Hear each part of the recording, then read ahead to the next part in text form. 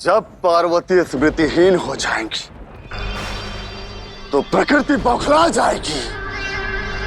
इस ब्रह्मांड के आधार शिव चिंतित होंगे और यह संसार हिल जाएगा।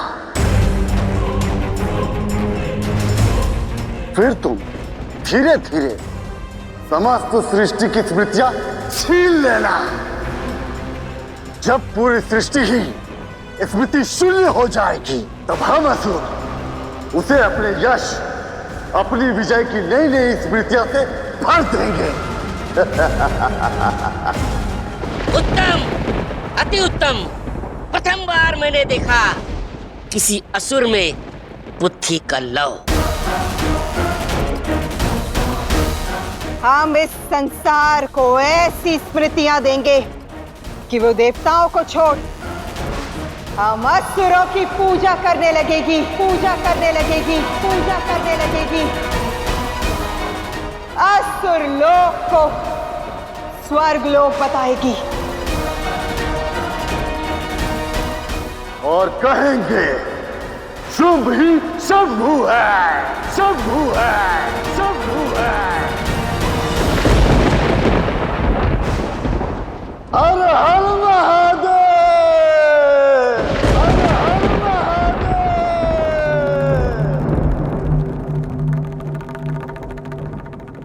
महादेव,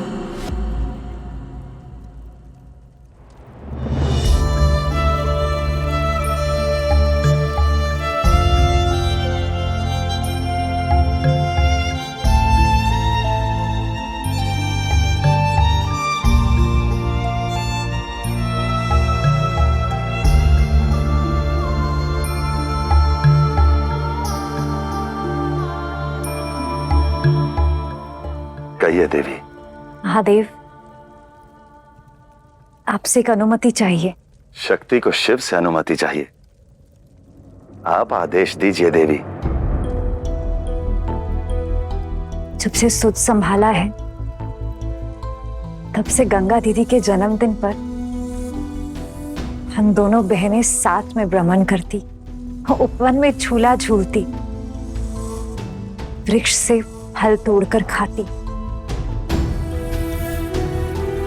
और इसी तरह उनका जन्मदिन व्यतीत करती। आज गंगा दीदी नहीं है।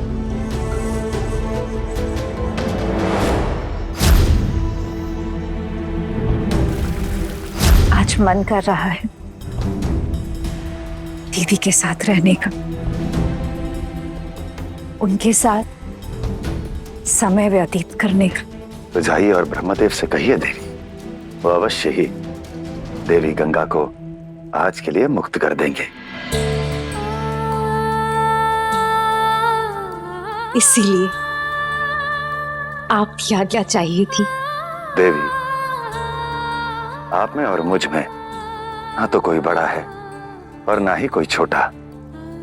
हम दोनों तो एक समान हैं, एक समान हैं।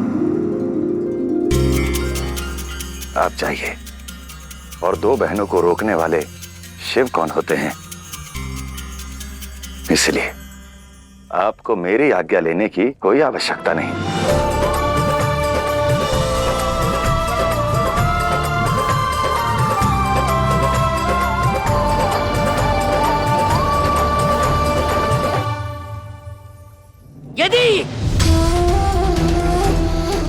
यदि महादेव ही सबसे महत्वपूर्ण है तो आदिशक्ति क्यों स्वयं शिव की ही स्मृति को छीन लेता हूं।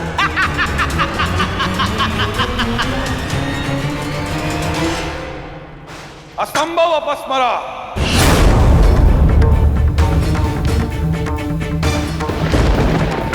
ये संभव नहीं। साक्षात महादेव है वो, उन्हें कम आंकने की भूल मत करना।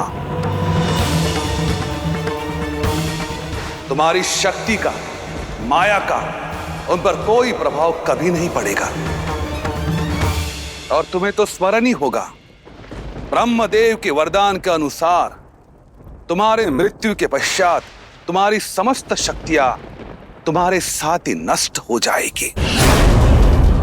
संसार के निर्माण करता ब्रह्मा, पालन करता नारायण और संहार करते महादेव अर्थात त्रिदेव, इन पर तुम्हारे किसी भी माया का कोई प्रभाव कभी नहीं पड़ सकता। परंतु यह भी सत्य है, तुम्हारी इस माया में, तुम्हारे इस पाश में त्रिदेवियां अवश्य आ सकती है।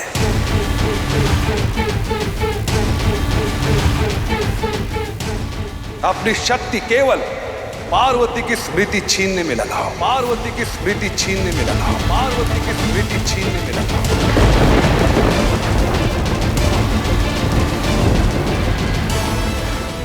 यही तुम्हारे लिए उचित होगा। जो आज्ञा गुरुदेव। गुरुदेव, माता, गुप्तचरों से सूचना मिली है कि पार्वती कैलाश से ब्रह्मलोक की ओर जा रही है। अकेले, ना उनके साथ शिव है, ना ही उनके प्रिय गण।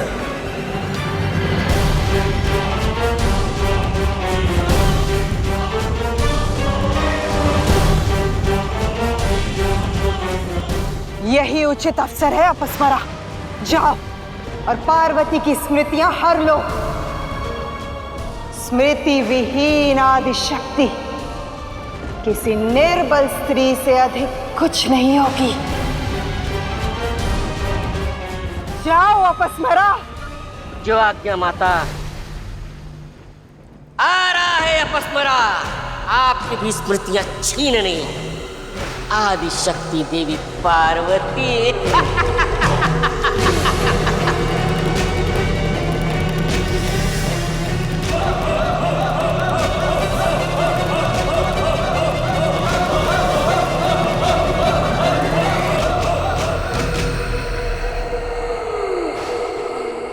अद्भुत असुरराज शुंभ, जो शस्त्र हमारे असुर जाति के लिए घातक था, उसी को तुमने हमारे शत्रु पर संधान कर दिया। अंततः तुमने अपस्मरा को असुर जाति के उद्धार के लिए मना ही लिया। मुझे पूर्ण विश्वास है कि इस लोक के सफलतम राजाओं में से तुम सर्वप्रथम ऐसे राजा होगे जो बल के साथ अपने बुद्धि का भी प्रयोग उचित करता है। अवश्य गुरुदेव, सदैव प्रयास करूंगा कि असुर गुरु को कभी निराश न करूं। संपूर्ण असुर जाति को तुम्हारे नेतृत्व पर गर्व है शुंभ। असुर माता, ये घड़ी न प्रसन्नता की है और न ही प्रशंसा की। ये समय तो आगे की रणनीति प्रशस्त करने का है। पार्वती की स्मृति हरने के बाद हम क्या करेंगे, ये सोचने का है।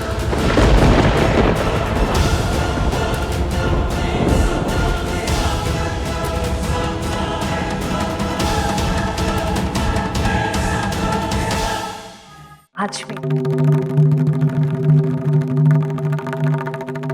महादेव, देवी गंगा ने ब्रह्मदेव के कमंडल में आश्रय इसलिए मांगा क्योंकि वो आपसे प्रेम करती थी। किंतु क्या यही उनकी नियति है? क्या वो सदैव अपने जन्मदिन पर ही उस कमंडल से बाहर आएंगी?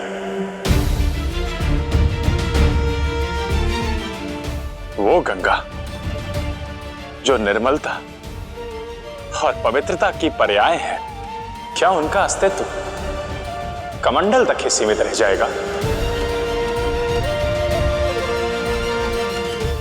जग के पालनहार होकर उद्देश्य का अर्थ और कारण का महत्व भूल गया आप नारायण।